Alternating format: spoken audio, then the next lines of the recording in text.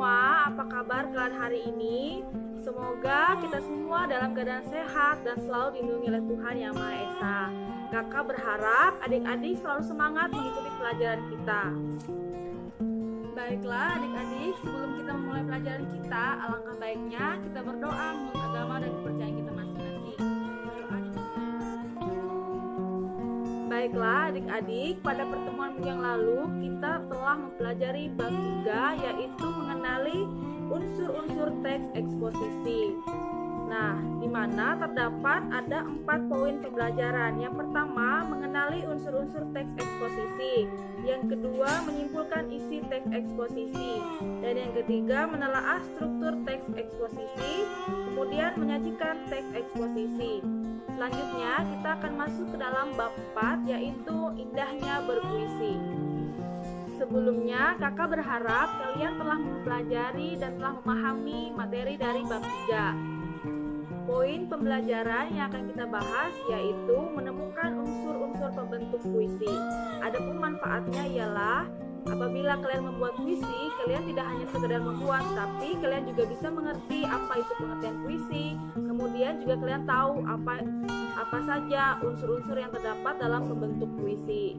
Adik-adik, berikut beberapa contoh penyair Indonesia yang namanya melegenda, tidak hanya di Indonesia tetapi juga di luar Indonesia melalui karya-karyanya yang luar biasa. Penyair yang pertama yaitu W.S. Rendra. Salah satu puisinya yang terkenal yaitu Sajak Anak Muda. Penyair selanjutnya yaitu Sapardi Djoko Damono, di mana salah satu karyanya yang terkenal yaitu Hujan Bulan Juni. Penyair selanjutnya yaitu Chairil Anwar dengan puisinya yang sangat terkenal yang berjudul Aku. Adik-adik, jika kalian berminat menjadi seorang penyair, tidak menutup kemungkinan kalian akan menjadi seorang yang terkenal dan memiliki karya yang luar biasa di hari yang akan datang. Kuncinya, kalian selalu giat belajar dan selalu mengasah kemampuan yang kalian miliki. Sebelum kita masuk ke dalam pembahasan lebih jauh, adapun tujuan pembelajaran kita ialah setelah mempelajari materi ini, kalian diharapkan mampu mengartikan puisi dan merinci unsur-unsurnya dari kegiatan membaca dan mendengarkan. Baiklah anak-anak, yang pertama yaitu pengertian puisi. Puisi yaitu teks atau karangan yang mengungkapkan pikiran dan perasaan dengan mengutamakan keindahan kata-kata. Puisi mengungkapkan berbagai hal, kerinduan, kegelisahan, atau pengagungan kepada sang halik yang kamu ungkapkan dalam bahasa yang indah. Hanya saja kamu jarang menyadarinya bahwa itu adalah puisi. Anak-anak, perhatikan teks berikut ini. Baiklah anak-anak, perhatikan teks berikut ini.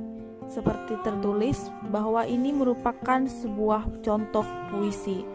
Puisi di sini yaitu berjudul Hujan Bulan Juni, karya Sapardi Djoko Damono.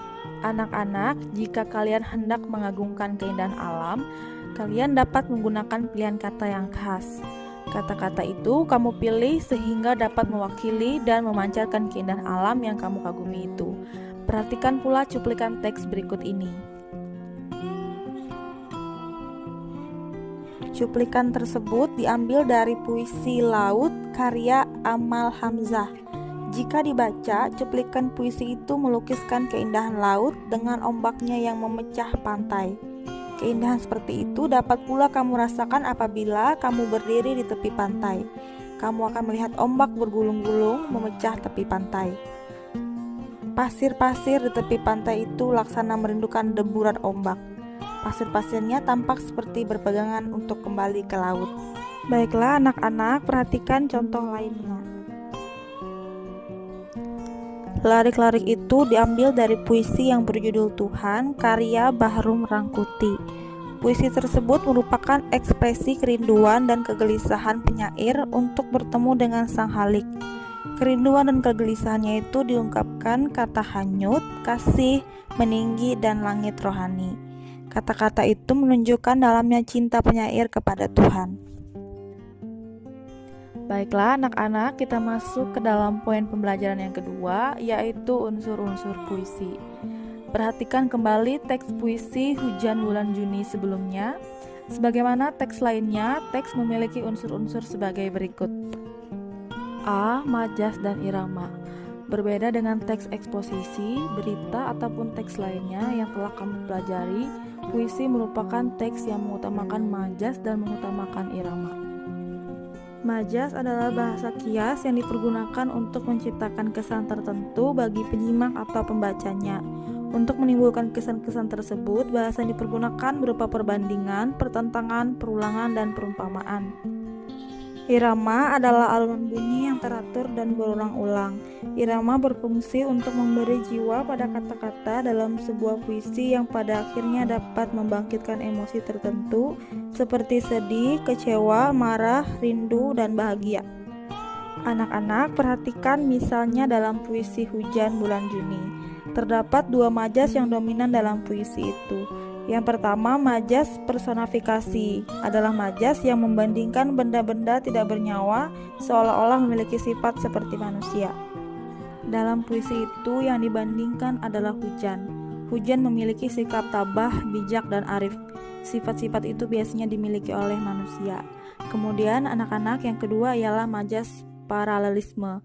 Adalah majas perulangan yang tersusun dalam baris yang berbeda. Kata yang mengalami perulangan dalam puisi itu adalah tak ada yang lebih. Kata-kata itu berulang pada setiap baitnya. B. Irama puisi itu harus diekspresikan dengan lembut sebagai perwujudan dari rasa kagum dan simpati. Hal itu tampak pada kata-kata pujian yang ditujukan pada puisi Hujan Bulan Juni yang bersikap tabah, bijak, dan arif. Selanjutnya, penggunaan kata-kata konotasi. Kata konotasi adalah kata yang bermakna tidak sebenarnya.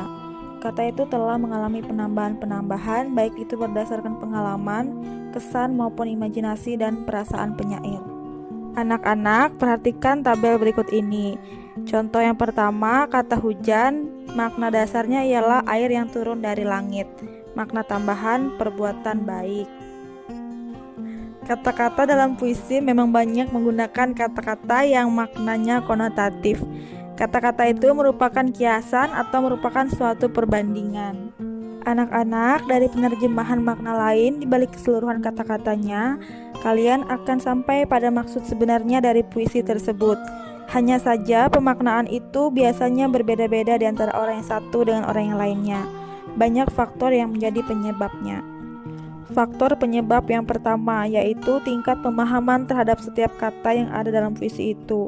Semakin banyak kata yang mudah dipahami, mudah pula dalam memaknainya. Yang kedua, tingkat pengenalan atau pergaulan seseorang dengan puisi.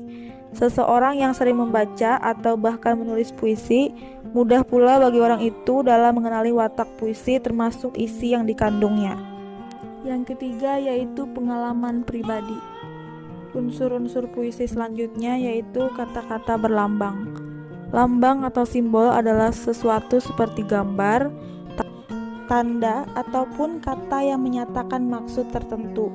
Misalnya rantai dan padi kapas dalam gambar Garuda Pancasila, tunas kelapa sebagai lambang pramuka. Lambang-lambang itu menyatakan arti tertentu yang dipahami secara umum. Rantai bermakna perlunya persatuan dan kesatuan bagi seluruh rakyat Indonesia. Padi kapas perlambangan kesejahteraan dan kemakmuran.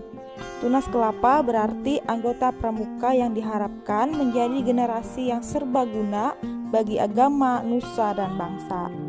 Lambang-lambang seperti itu pula sering digunakan penyair dalam puisinya. Hal itu seperti yang tampak dalam puisi Hujan Bulan Juni.